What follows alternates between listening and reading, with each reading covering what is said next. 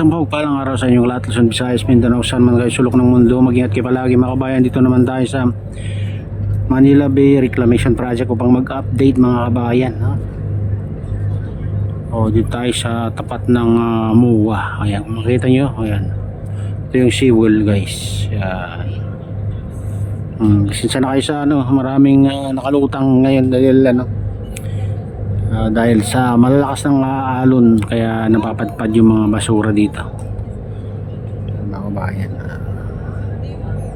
Siyempre hindi pa malilinis yan dahil nasa tubig pa. Medyo high tide yung tubig ngayon dito ngayon mga kabayan. High tide.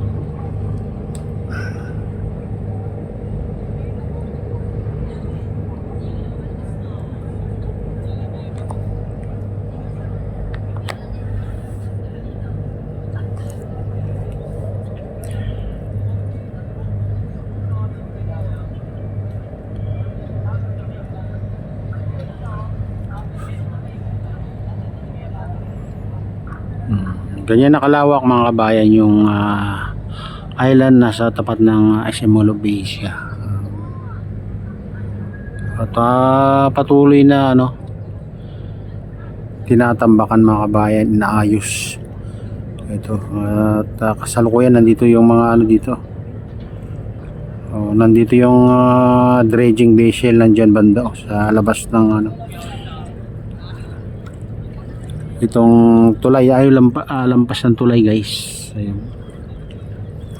Nandun siya. Ayan, yung orange nandun. Yun ang dredging vessel, yung ginagamit sa pagtambak sa kalagitnaan. At yung isa naman mga kabayan, ayan yung isa sa kabilang dulo. Nandun naman yung isang dredging vessel, yung orange mga kabayan na yun. Ayan ayan. Yun ang ginagamit nilang pagtambak sa pagpasipsip ng itatambak ng buhangin dyan sa kalagitnaan.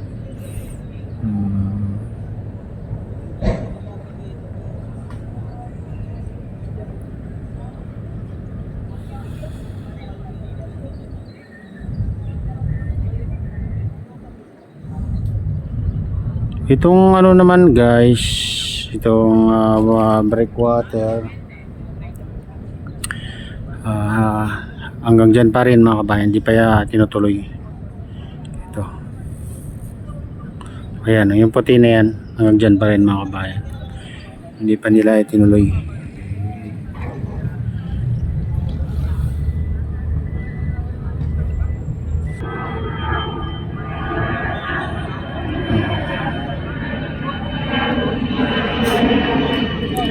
Parang dyan mga kabayan, inaayos din nila yung gilid dito banda rito.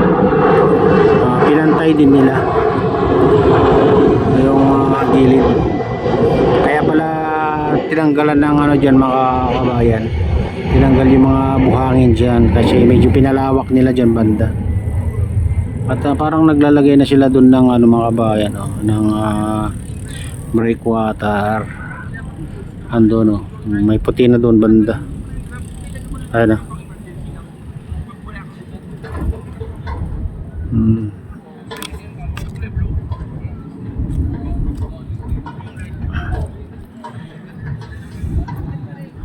Ayan, yan dyan sa mga tao mga kabayan. Mukhang doon ang inuna nilang lagyan ng breakwater.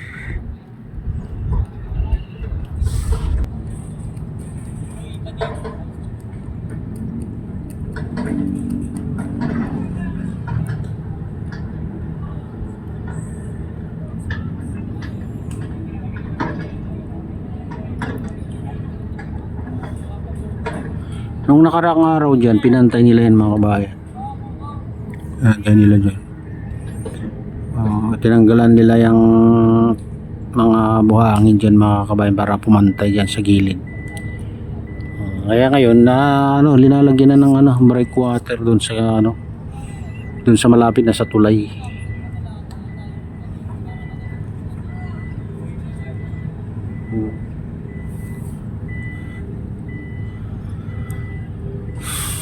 Ayan, pupunta naman tayo dito sa ano, sa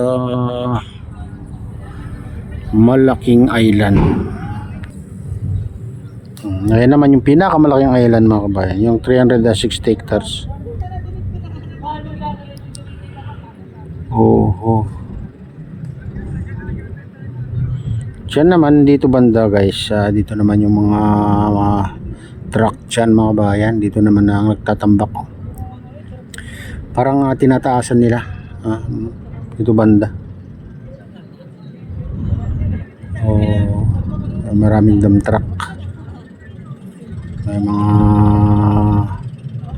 bulldozer, ayan, loader. Saka dito mga kabayan, dito ay pinapatag na. Yan yan ang kinambakan nila nung una dito banda.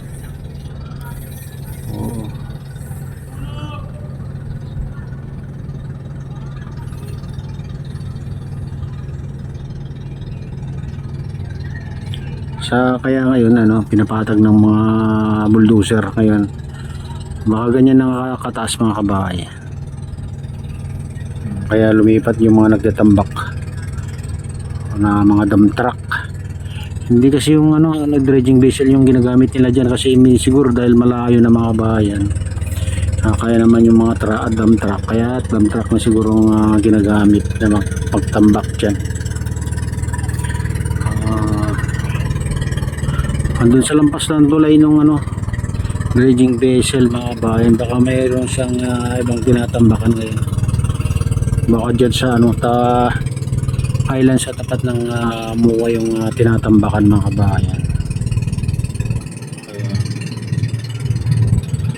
Ayan mga kabayan, ito na yung latest update dito sa Manila Bay Reclamation Project. At shoutout nga pala sa lahat ng OFW.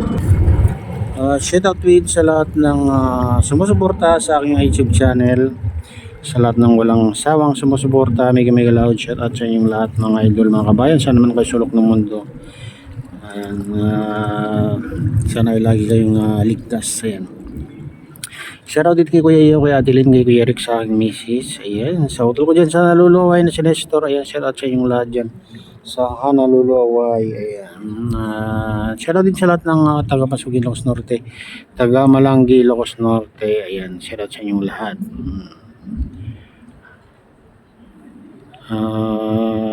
Shoutout din kay Mama, kay Idol Pablito, kay Mr. Guapito Victor Vlogs. Ayan, shoutout sa inyong lahat mga idol. Ayan, shoutout din sa RGP Bikers, sa Golden Bikers at sa Gubang Bikada. Ayan, at pagpalitan ng Diyos at ingat kayo palagi. God bless us all. Bye.